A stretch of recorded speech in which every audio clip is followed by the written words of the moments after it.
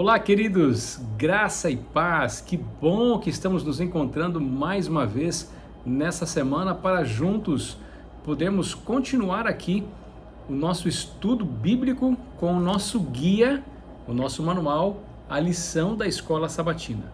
É uma alegria para mim poder estar falando com você mais uma vez. Nós já fizemos a revisão aqui do primeiro estudo do novo trimestre, que tem como tema o livro de Êxodo. Você tem estudado a Bíblia, principalmente o livro de Êxodo? O que você tem achado? Me conta aí um pouquinho. Isso aí enriquece o nosso canal, a Bíblia na Minha Vida, e também somatiza com outras experiências que você tem vivenciado ao abrir a Bíblia, ao estudar a Palavra de Deus. Isso é muito importante. Afinal de contas, esse é o propósito do nosso canal. Mostrar aqui, para quem desejar ver, para quem desejar assistir, acompanhar, a experiência que temos ao abrir a Bíblia, ao ir fundo nas histórias que nós conhecemos aqui por meio da Palavra de Deus, extrair princípios e verdades para a nossa vida e assim nos preparar para o breve encontro com Jesus nos ares, quando ele retornar a essa terra. Esse é o objetivo do canal A Bíblia na Minha Vida. Você ainda não se inscreveu? Você ainda não deixou o seu like aí pra gente? Isso aí contribui com o canal. Eu peço a você que, de alguma maneira, contribua conosco, fortaleça esse canal, ofereça para mais pessoas, encaminhe aí o nosso link para amigos seus, familiares, pessoas que gostam da Bíblia, gostam de ouvir temas bíblicos, de estudar. Este é um convite que eu faço para que possamos crescer dentro dessa comunidade que tem a Bíblia como referência da sua vida. Eu já disse para vocês que nós fazemos parte de uma escola mundial, não é verdade? Eu já disse aqui para vocês e eu quero convidar você a fazer parte, a continuar, melhor dizendo, a fazer parte desta escola mundial, convidando outras pessoas também para estudar juntos aqui esse manual. A lição da Escola Sabatina tem sido realmente uma bênção e vai continuar sendo. Eu tenho certeza que vocês estão gostando aqui de tudo que vocês têm visto aqui na Palavra de Deus. O livro de Êxodo é um livro muito importante porque traz muitas revelações de Deus, do Senhor Jesus, do Espírito Santo, com o objetivo de relacionar com o seu povo. Deus quer se relacionar com o seu povo. Deus quer manter o seu povo junto em sua aliança, e isso realmente é uma bênção para nós, porque vemos através do livro de Êxodo muitas explicações com relação às promessas de Deus e também explicações com relação ao plano de salvação que Deus providenciou para a nossa vida por meio de Jesus. Então continue atento, vamos nos firmar aqui nos assuntos que realmente têm sido uma bênção e vão continuar sendo uma bênção em nossas vidas e na vida de todos aqueles que nos acompanham através do canal A Bíblia na Minha Vida. A lição dessa semana tem como tema a sarça ardente. Sarça ardente, você já ouviu essa expressão?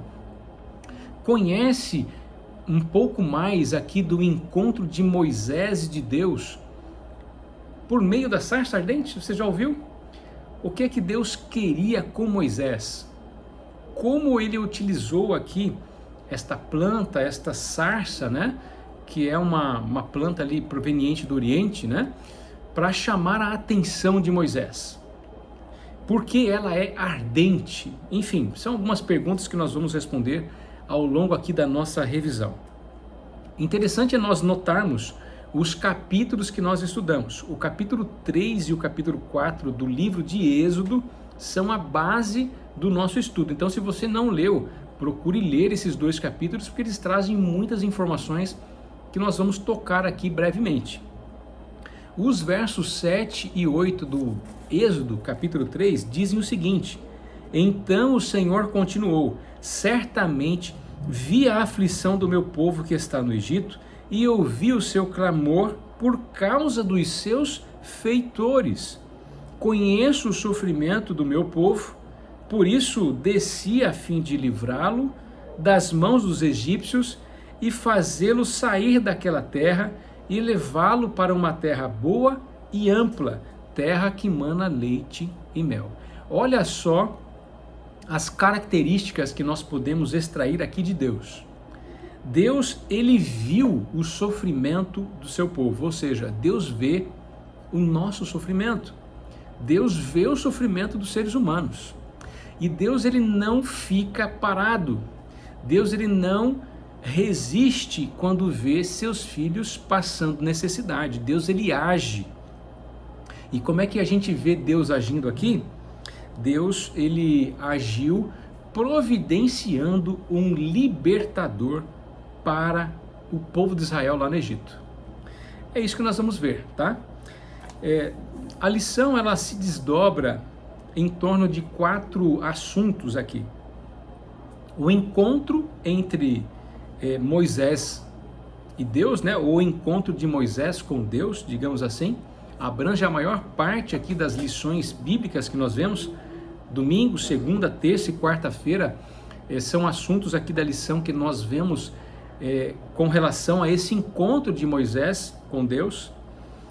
Nós vamos também falar do retorno de Moisés para o Egito, as questões envolvendo a circuncisão de Gerson, filho de Moisés, realizada pela esposa de Moisés. E nós vamos ver também um pouco mais aqui do encontro envolvendo Moisés, o seu irmão Arão, que também foi providência de Deus para ele, e os anciãos de Israel, para discutirem o plano de libertação do Egito. Enfim, alguns detalhes interessantes aqui para a gente entender. Moisés já estava com 80 anos. Moisés estava com 80 anos quando Deus o chamou. E aí pense comigo, o que Deus pode esperar, o que Deus pode querer de um homem de 80 anos? É certo que é bem diferente falar de um homem de 80 anos hoje em relação a um homem de 80 anos na época em que Moisés viveu. São coisas diferentes. Hoje, 80 anos praticamente é uma pessoa que já não consegue mais render muito trabalho, né? Digamos assim, é uma pessoa já bem idosa, às vezes com diversas dificuldades. Mas naquela época, 80 anos ainda era uma idade assim bem mediana, né? Propícia ainda a muitos projetos. Moisés tinha 80 anos, era pastor de ovelhas, estava casado com a filha de Jetro, tinha uma família. Deus o inspirou para ser escritor da Bíblia, porque com 80 anos, ou nessa fase de pastor de ovelhas em Midian, Moisés escreveu os livros de Jó e de Gênesis. Moisés era próspero juntamente com a sua família, muito feliz. E enfim, para que serviria o chamado de Deus para Moisés? O fato é que, diante de prosperidade, de felicidade, de conforto, ou no conforto que Moisés estava vivendo, Deus o chamou para um grande desafio. E aí eu quero ler aqui um pouquinho sobre esse encontro envolvendo Deus e Moisés. No verso 3 aqui eu leio o seguinte, começando pelo verso 2, tá? Êxodo capítulo 3, verso 2. Ali o anjo do Senhor lhe apareceu numa chama de fogo, no meio de uma sarça. Moisés olhou e eis que a sarça estava em chamas, mas não se consumia. Então disse consigo mesmo, vou até lá para ver essa grande maravilha, porque a sarça não se queima. Ele pensou consigo mesmo. Verso 4. Quando o Senhor viu que ele se aproximava para ver, Deus, do meio da sarça, o chamou e disse, Moisés, Moisés. Ele respondeu, eis-me aqui. Então percebam, queridos, que E neste momento que Deus o chama, Moisés responde ao Senhor, e a resposta de Moisés aqui é interessante: eis-me aqui. Vocês se lembram de outros personagens da Bíblia que tiveram uma resposta semelhante? Lembram-se? Vamos lembrar isso aqui. Isaías, lembra-se que Isaías, no capítulo 6, eis-me aqui, Senhor, envia-me a mim, depois que o Senhor o tocou os seus lábios com uma brasa viva, né? E Moisés, e Isaías foi purificado, Deus fez um chamado: a quem enviarei? E Isaías respondeu: eis-me aqui, Senhor, envia-me a mim. Também lembramos aqui de Samuel, lembram-se? Por 3 vezes Deus chamou Samuel, que estava dormindo, e Samuel atendeu, perguntando ao seu tutor, né? E perguntando ao tutor o que ele deveria fazer, e o tutor respondeu: olha, da próxima vez que o Senhor chamar, responda: eis-me aqui. E Samuel então respondeu: eis-me aqui, Senhor. O chamado de Samuel ainda quando era uma criança. E agora vemos aqui Moisés. Então, lembramos aqui, esta resposta, eis-me aqui, é muito forte, né? E é característica dos chamados que Deus faz para seus servos, os profetas. Moisés então foi chamado por Deus, como eu disse, diante desse contexto, e uma mudança de rota, de rumos, de propósito foi ocasionada ali em sua vida. Eu gostaria de ver aqui alguns flashes aqui da parte de domingo, né? Segunda, terça e quarta-feira. Na parte de domingo aqui, a sarça ardente, de algum modo Deus precisava chamar a atenção de Moisés, porque Moisés estava focado em sua vida feliz como pastor de ovelhas ali em Midian, juntamente com Jetro, seu sogro. Era o empreendedor de Jetro. Então, de algum modo, Deus precisava chamar a atenção de Moisés. E a sarça ardente foi uma sarça ardente, ou seja, uma planta que não se queimava. Moisés ficou maravilhado com esse milagre, né? Ele percebeu que era um milagre aquilo, então Deus começa a falar com ele e o convida para um grande desafio. Que desafio era esse? Parte aqui de segunda-feira, o mensageiro divino, o anjo do Senhor. Na verdade, aqui era o próprio Deus quem falava com ele. A gente não precisa ficar discutindo aqui as características do anjo do Senhor, isso não vai nos levar a lugar algum, mas o fato envolvido aqui é importante. O mensageiro do Senhor, ele convocou Moisés para um grande desafio, e esse desafio tinha a ver com um chamado que Deus fez a um patriarca de Israel chamado Abraão. Na verdade, Deus começou a formar o seu povo a partir de Abraão. E no chamado que Deus fez a Abraão ali em Gênesis capítulo 12, depois ampliou esse chamado em Gênesis capítulo 15, agora Deus estava interessado em cumprir a sua promessa referente a esse chamado, a essa aliança feita com Abraão. Então aqui eu destaco, você precisa ler Gênesis capítulo 15, versos de 13 a 16, onde a gente viu ali a predição que Deus teve com relação à descendência de Abraão, que seria o povo de Israel, e ao próprio Abraão, né? A gente lendo ali Gênesis 15, 13 a 16, a gente percebe que 400 anos a nação de Israel seria escravizada ali no Egito, mas Deus libertaria a nação das mãos egípcias. E algumas perguntas que a gente pode fazer é o seguinte: olha só, Moisés foi convocado para um grande desafio, libertar Israel ali do Egito e ser a providência da promessa que Deus fez da aliança juntamente com Abraão. E o que mais? Diante disso, Deus também cumpriria a sua predição que havia feito a Abraão, né? 400 anos atrás. A pergunta que nós podemos fazer é o seguinte: por que Israel deveria ser escravizado, né? Subjugado, reduzido à escravidão, como diz aqui Gênesis capítulo 15, verso 13 e 14, né? Até o 16 ali. Por que Israel deveria ter sido reduzida à escravidão?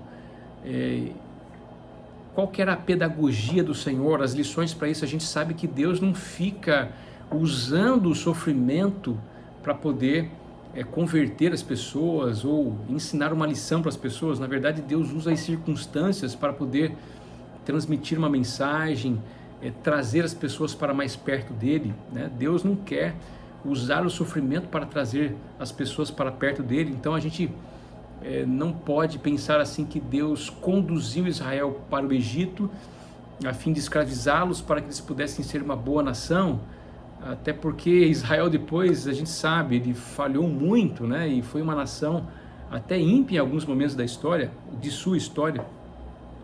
O mais interessante aqui é a gente lembrar que Deus, e aí a gente entra nas partes aqui da lição de terça-feira, né, o nome do Senhor, Deus é um ser relacional, queridos. Então, quando Deus chamou Abraão para formar um povo, formar a sua descendência, e agora chama Moisés para libertar essa descendência do Egito, a gente precisa entender que Deus é um ser relacional. Deus, ele não criou o ser humano para viver abandonado. Deus não criou o povo de Israel para deixar à mercê das circunstâncias do mundo e da atuação do inimigo, de Satanás, sobre ele. Deus é um ser relacional. É por isso que o seu nome aqui é relatado em Êxodo capítulo 13, versos de 13 a 22, né? Principalmente aqui no verso 12 a gente vê a expressão Erreié, Erreié, Erreié, Asher, Erreié, ou seja, eu sou o que sou. Mais propriamente a gente conhece a expressão Yahvé, que está ali em Êxodo, de forma indireta em Êxodo 3, verso 13, que geralmente é traduzida como Senhor, que revela as características de um Deus pessoal. E Elohim, que verdadeiramente é a tradução para o nome Deus, né? Deus é a tradução hebraica para o Elohim, ou seja, indicando um ser forte, poderoso, transcendente, mas que age dentro da história das suas criaturas. Ou seja, essas expressões Elohim e Yahvé denotam que Deus é um ser relacional. Ou seja, a nossa vida precisa estar intimamente relacionada com Deus. E é por isso que, de certo modo, Deus permitiu que Israel fosse reduzido à escravidão para que, de certo modo, percebesse essa relação íntima que o povo, que o israelita deveria ter com o Deus de Israel. É este mesmo sentido que nós precisamos ver hoje em nossa religiosidade. Se Deus não for um ser relacional em nossa vida, a nossa salvação é puramente mecânica. A gente serve a Deus por temor, né? Com medo, e é o que Deus não quer.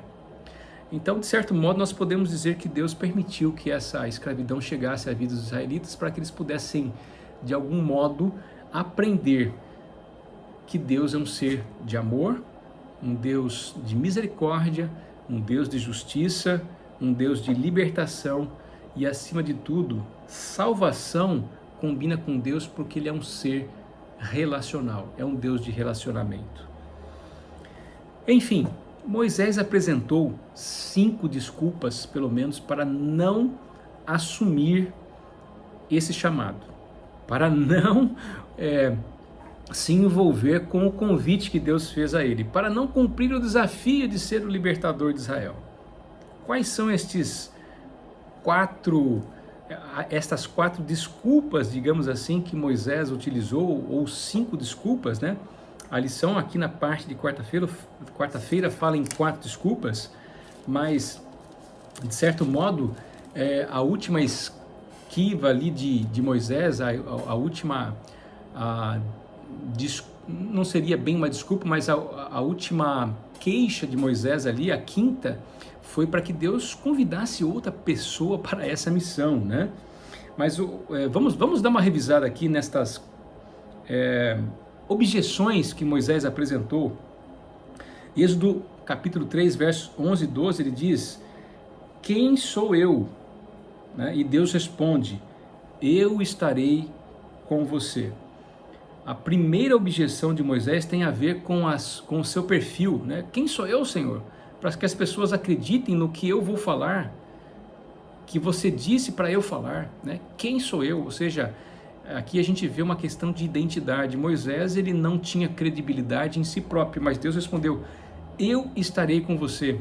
Em todo momento nós vemos Deus aqui assegurando a Moisés o sucesso do seu chamado. Depois Moisés aqui, no verso 13, qual é o seu nome, né? Ou seja, Senhor, quando eu for, quem eu digo que me enviou, né? Aí agora ele estava apelando para um segundo critério, que era justamente a identidade de Deus. E Deus mais uma vez assegurou a Moisés, revelando o seu nome para ele: olha, eu sou o que sou, né? Digam que o eu sou te enviou, né? Ou seja, essa identidade no nome de Deus, na revelação de Deus, seria o suficiente para que Moisés realizasse a missão de Deus, né? Diante do seu chamado. Uma terceira objeção, Êxodo 4, versos de 1 a 9, nós vemos aqui: e se não crerem em mim, Senhor? Moisés pergunta a Deus: e se não crerem em mim? Então Deus disse a ele, revelou a ele 3 sinais. Olha, deu a ele um bordão. Vocês sabem o bordão, quem leu, o bordão ele se transformou em serpente.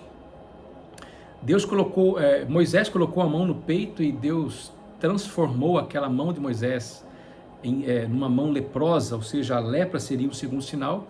E um terceiro sinal seria o sangue, né? A água aqui transformada em sangue. Esses 3 sinais acompanhariam Moisés e Arão, né? Quando eles fossem falar com o faraó. Mas Moisés ainda apresentou mais uma objeção: eu não fui eloquente, eu não sou eloquente, eu sou pesado de língua. Algumas traduções dizem aqui, de acordo com Êxodo capítulo 4, versos de 10 a 12, era Moisés dizendo: Senhor, eu não sei falar, né? Senhor, eu não sei pregar, Senhor, eu não sei falar outro idioma, o que eu vou fazer? Então, mais uma vez, Deus assegura o chamado de Moisés e envia a seguinte resposta: eu lhe ensinarei, né? Ou seja, Deus assegurando o sucesso do chamado de Moisés. Você pode pensar: puxa vida, esse servo não estava tão a fim de assumir esta missão, este chamado. E quem estaria? Moisés tinha fugido do Egito, lembra-se?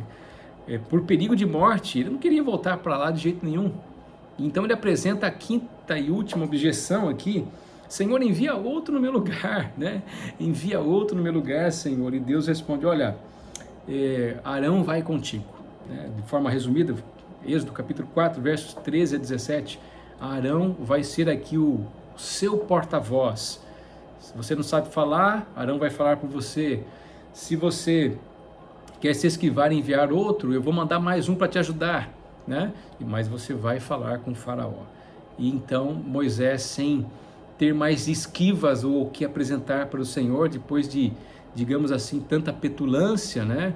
Inconformidade, dúvidas com relação ao seu chamado. Essas dúvidas também podem ser reconhecidas como humildade do servo Moisés, porque ele entendia a grandeza da tarefa, a responsabilidade e se via incapaz de realizá-la.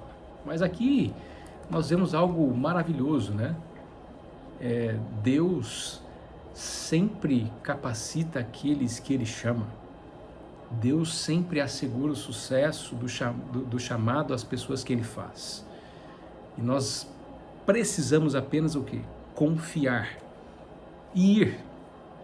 Moisés, sem mais esquivas, foi, né? E nós vemos aqui que ele foi realmente uma bênção. Passou por muitas dificuldades, né? As 10 pragas do Egito, que é o que nós vamos ver mais para frente, revelam que foram desafios grandes que Moisés teve para travar uma batalha espiritual com os deuses babilônicos, mas o Senhor é o único Deus e venceu a todos eles.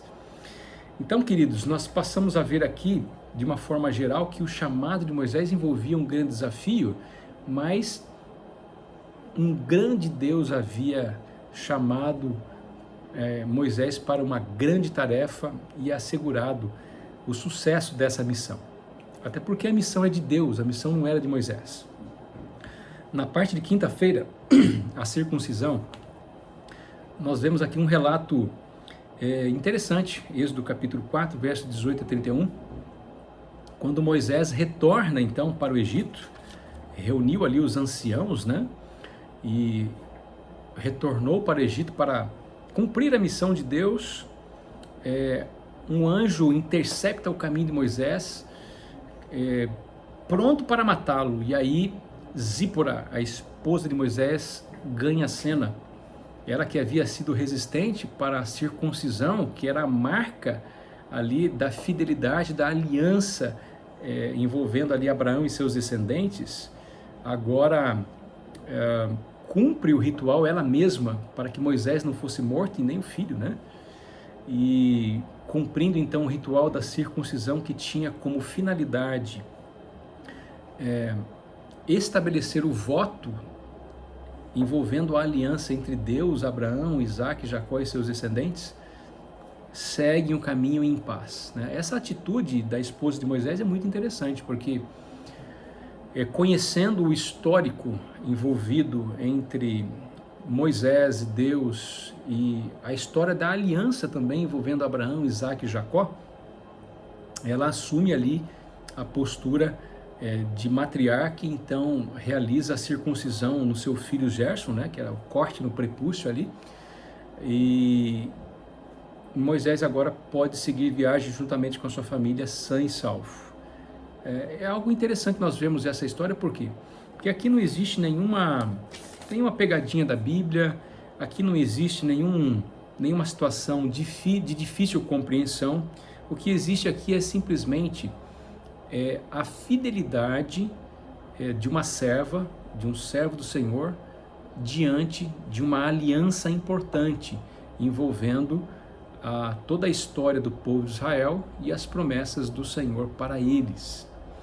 Se Moisés não tivesse cumprido, juntamente com Zípora, o ritual da circuncisão, ele não teria nenhuma força moral para chegar diante do povo agora, reunir os anciões, reunir ali Arão, os anciões do povo, e dizer: olha, confiem em mim porque o Senhor me escolheu para ser o libertador de vocês. Que força moral haveria em Moisés para realizar isso? Nenhuma. Então o que ele fez foi simplesmente cumprir um ritual fiel ali à aliança, moral também, para que as bênçãos do Senhor continuassem em sua vida. Assim deve ser nós também, né? Para que nós tenhamos firmeza moral, fibra moral, para representar a Deus por meio da pregação da palavra, nós precisamos realmente vivenciar o nosso relacionamento com Deus, transbordar isso através de um testemunho que seja convincente, não pela nossa força, mas pela justiça de Cristo que está presente em nossa vida por meio da regeneração do Espírito Santo, né? E nós devemos buscar a santidade de Deus constantemente por conta disso, né? E sem termos a bênção do Senhor sobre nós, sem ter a marca da fidelidade do Senhor sobre a nossa vida, realmente o nosso ministério tende a ser fracassado. Infelizmente, muitas pessoas que desejam proclamar o Evangelho eterno hoje podem fracassar ou fracassaram porque não foram atentos, né, aos aspectos de fidelidade que o Senhor recomenda aos seus filhos. Queridos, encerramos por aqui mais um resumo, né? De forma especial, o mais importante que nós podemos extrair aqui nas lições do chamado de Moisés é confiar nas providências de Deus para realizar o que ele pediu. Então, se você entende que de alguma forma Deus lhe chamou para uma tarefa especial, confie nele, avance, confia no Senhor e o mais ele fará. Amém? Deus abençoe a todos, até uma próxima semana com a nossa terceira lição aqui, que terá como tema para a próxima semana, começo difícil. Combinado? Nos vemos então na semana que vem. Grande abraço a todos.